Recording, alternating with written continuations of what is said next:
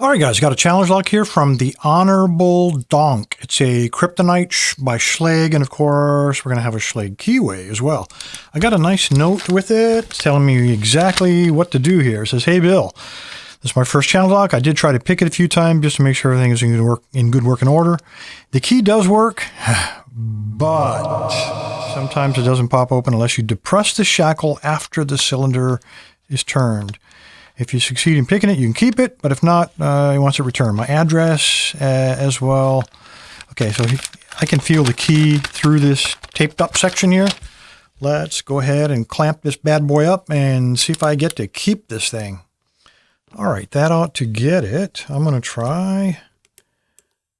Let me try to find, I thought I had a thick one here somewhere. There we go. We'll try that guy. Control that keyway a little bit. A little floppiness there. And I will try a 15,000th medium from the Praxis kit. Come on.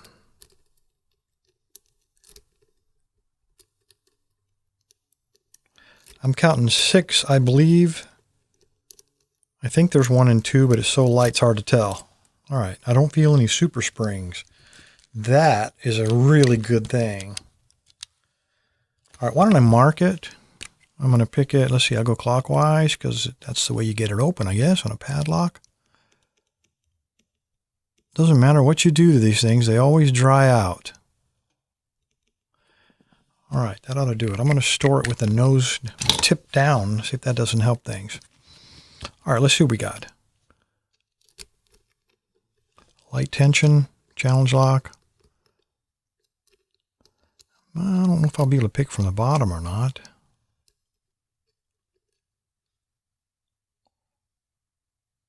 It was pin 2, pin 1. Felt like 3. Very slightest of clicks.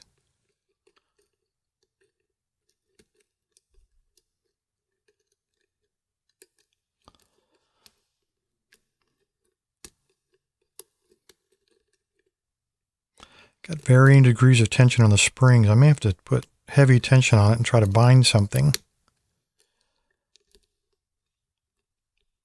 3.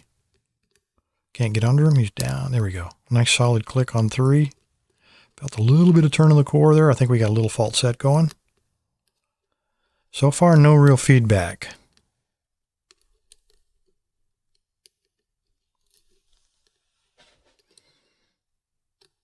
Okay, there we go. Fault set. Good spring tension on the core.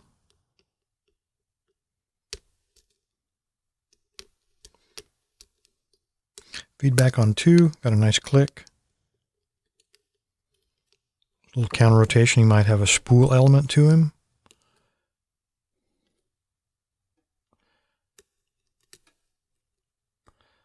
Okay, I'm looking for feedback. There we go. I believe that's counter rotation back on, I can't tell, and I don't want to pull the pick off. It's either 5 or 6.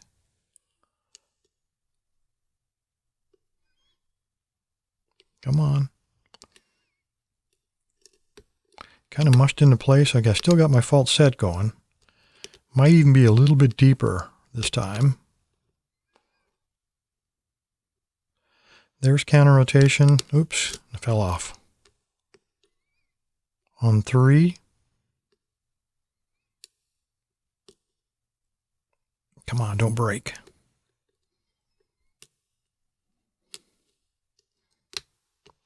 Okay. Still looking good. Okay, again, that's 5 or 6. I'm going to break the pick. Okay, I'm going to have to get another pick. This is about to break on me. Now I'm going to try a deforest because I think he'll fit in there. And he's a 25,000. This is from multi-pick.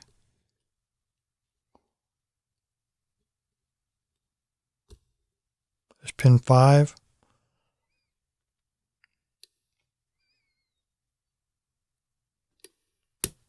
Wow. Okay, I've lost the fault set though. Most of it anyway. Now the pick is stuck behind 6. Okay, 6 is giving me, okay, so I just set 6. Still got that counter or the fault set going. I keep using this deforest as long as I can.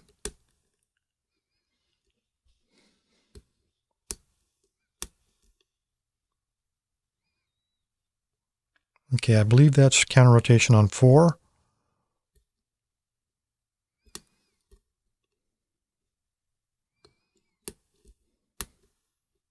I think we got him.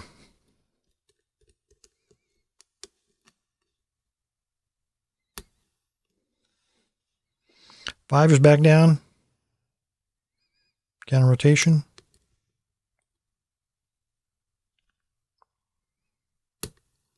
And there we go. Come out of there. All right, that was the trick. Deforest.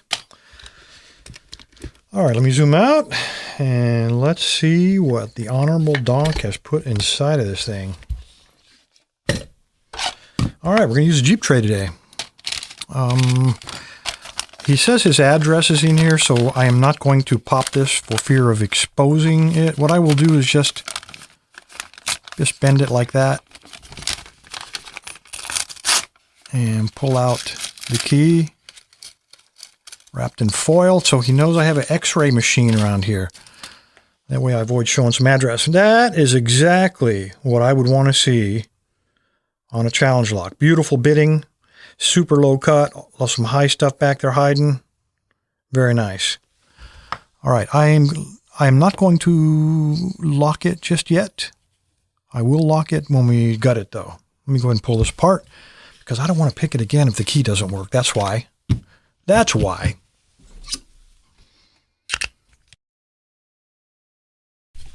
Sorry, I just bumped the microphone, but that was tight.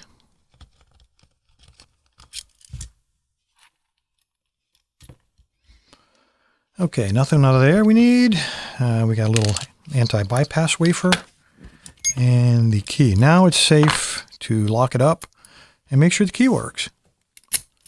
Beautiful. Not even just a tiniest bit of drag right there, but it's perfectly smooth. All right, so I will need, I can't use my tool from Jeff Moss because of this actuator. I'm looking for, there it is. Looking for my probe, my sharp object that my wife keeps hiding because I keep stabbing myself with it. Put all the stuff there, put him there, dump out the spring, put the key back in it, and let's see what we got. We've come this far without really screwing up, which is quite an accomplishment. I am going to shim it because I really don't know what he's got in here.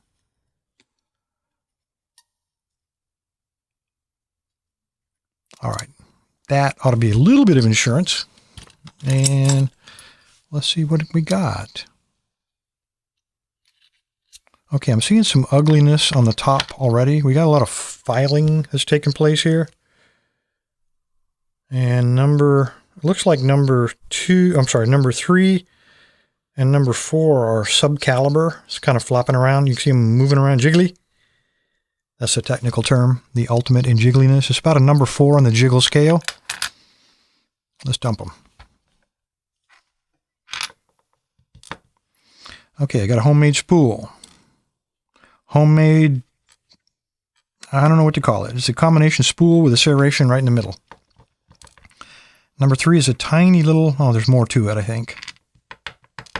There we go. What does it say? Pin in pin. How cool is that? Let me grab my tweezers here before I get too much.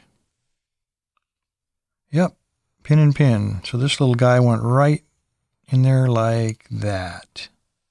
So let's go ahead and separate them. That way I don't screw up any worse than normal. Number 4. You know, that was a subcaliber pin, but all it is a standard key pin with the top of it that's been narrowed to add to the jiggle factor. It's a standard pin with a Small tip, almost not quite like a T-pin because it's tapered. Okay, number 5. 5 would look like a standard. 5-ish. What's he doing in there? And the last one, number 6. That looks like, yep, another pin and pin. Let's separate him out. Dump. Very sharp little tip. And that's got a, let me set this core down for a minute. This little guy has a little serration on him. The internal pin. That's nasty. That's not a very friendly thing to do there, Honorable Donk. All right, he's also done a lot of work on this core. If you take a look at number 1 and 2, they're both threaded. Number 3 is undercut on both sides. Number 4, standard. Number 5 is undercut both sides. And looks like number 6 is standard. Awesome. All right, let's see what we got up here.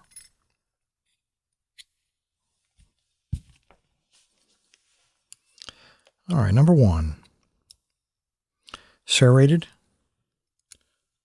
So chamber 1 was serrated, and so was the driver. And spring, normal spring. All right, number 2. He's a little very sharp. Number 2 is also serrated on the inside of the core, and it's got a nice sharp edge to grab into that. And the spring looks like a normal one. Number 3. Number 3 doesn't even break the shear line. He's just hanging there. And there's why. Check out that spring. So it's like a half of a spring. And I'm seeing some ugliness in here, guys. We'll look a little closer in a minute. Let's go around this side. You're going to love what's inside of this Bible. Okay, number 6 is I was going to say serrated, but then I saw that little pin pop up. So we got a pin in 6 in both the key pin position and in the driver position. And spring. There we go, standard spring. Number 5 it looks like a rocket. Oh, wait a minute. Check it out, another pin in pin. And he also, I don't know if this is deliberate or not, but those look like serrations inside of there too. I don't know if there's anything in there for him to grab on though. I doubt that the inside of this is threaded. I don't see any threads inside of there, but that would be cool. All right, did I get the spring? Didn't get the spring. There he is, standard spring. And the last one, pin number 3, is a homemade, if I can get it to focus, focus. It is a homemade spool with a little serration on him too. I didn't notice which way he popped out, but if it was me, that's how I would put him in there. And standard spring. So the only weird spring was in chamber number 2. All the rest of them were standards.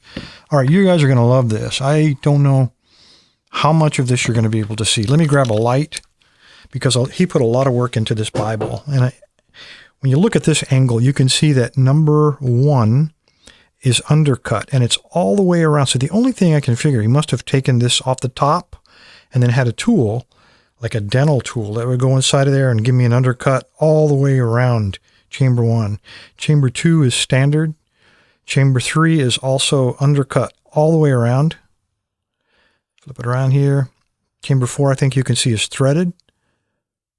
5 is undercut all the way around. Beautiful job. Nice and sharp on the top lips of all of those. And number 6 is also threaded. Beautiful, beautiful job. I probably got very lucky, but that's my modus operandi. I depend on luck very heavily all the time, especially when you got stuff like this. This is just awesome. All these are handmade, little serrations, very fine on this little driver pin here. Number 6, also very nicely done. Very sharp edges to grab the serrations that were in chamber 2 and also in the core. This guy, pin in pin. 6, nice sharp edge. And he was not threaded here. and he was undercut inside of the Bible. Pin and pin here. I don't know about this. This seems like he would have widened the shear line a little bit, but maybe enough just to get caught, so then you could have to fight your way through these guys. Nasty, nasty stuff. And then number 6 was pin and pin in both the driver and in the key pin position. Just a beautifully done lock. Like I said, I think I got really, really lucky, especially with bidding like that. So, Honorable Donk, looks like I get to keep your lock, and with this kind of quality, I'm very happy to do so. Anyway, guys, appreciate your time. Please subscribe. Stay safe. Stay legal. Hold on, before you leave, click that subscribe button. And while you're there, click that notification bell as well. If you'd like to be a sponsor, click there, and for $5 a month, you get all kinds of benefits. If that's not enough free stuff, hit the Lock Lab. We've got a self-paced lockpicking course with over a dozen modules at the bottom of the page. Join the tribe. Subscribe.